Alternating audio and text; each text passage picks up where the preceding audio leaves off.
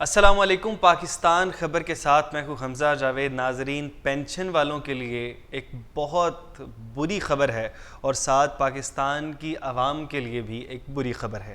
سب سے پہلے پینشن کی بات کر لیتے ہیں۔ ہمارے وزیر خزانہ اس وقت کہتے ہیں کہ پینشن بم کی شکل اختیار کر چکی ہے، یعنی کہ اس کو کسی طرح روکنا ہوگا، یعنی کہ معیشت کے اوپر بہت نقصان دہ ہے۔ یہ جو اس وقت پینشن دی جا رہی ہے گورنمنٹ ملازمین کو، یہ بہت زیادہ نقصان دہ ہے عام عوام کے لیے۔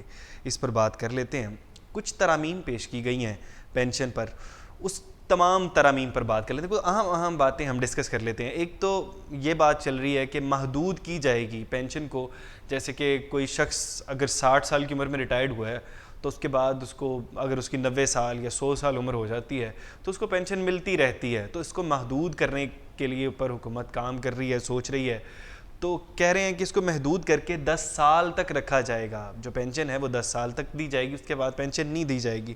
اور اس کے علاوہ جو رضاکارانہ ریٹائرمنٹ لیتے ہیں، جو شخص ہمارے ہاں دیکھا یہ جاتا ہے کہ اگر 60 سال عمر نہیں ہوئی ہے تو لوگ ریٹائرڈ ہو جاتے ہیں 50 سال کی عمر میں، کیونکہ کم عمری میں شروع کرتے ہیں، 52 سال 55 سال کی عمر میں، کچھ لوگ 45 سال کی عمر میں ریٹائرمنٹ لے لیتے ہیں 25 سال سروس کے بعد۔ تو ان لوگوں کے لیے بھی ایک ہرجانہ رکھا گیا ہے، ان لوگوں کے لیے بھی ایک بری خبر ہے۔ اچھا، وہ ایک محدود لمٹ رکھی گئی ہے کہ کس طرح سے کاٹا جائے گا۔ وہ 3% ایک مدت ہوگی۔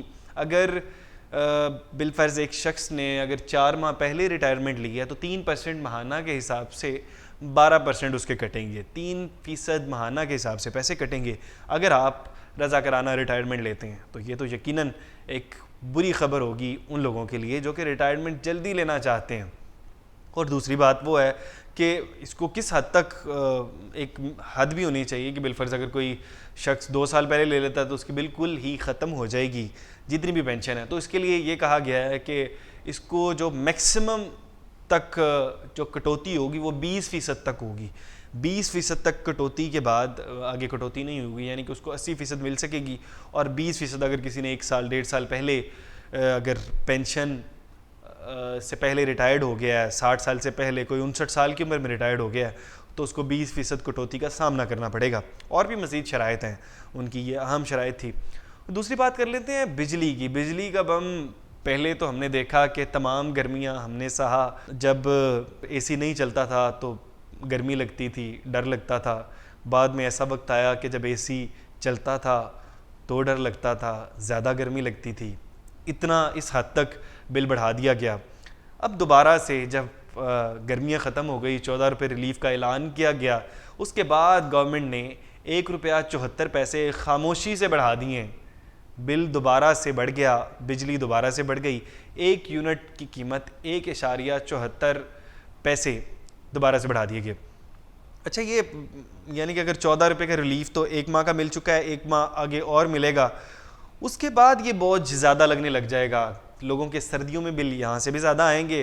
اور دوسری جانب اگر ہم گیس کے دیکھتے ہیں تو گیس پہلے اتنی مہنگی ہو چکی ہے کہ میں تمام لوگوں کو پہلے سے ہی خبردار کیے دیتا ہوں کہ جتنا ہم تنگ اس گرمیوں میں بجلی کی وجہ سے ہوئے ہیں، اس سے زیادہ ہم تنگ سردیوں میں گیس کی وجہ سے ہونے والے ہیں۔ اور یہ بات آپ یاد رکھیے گا، اب سردیوں میں ضرور یاد کریں گے مجھے۔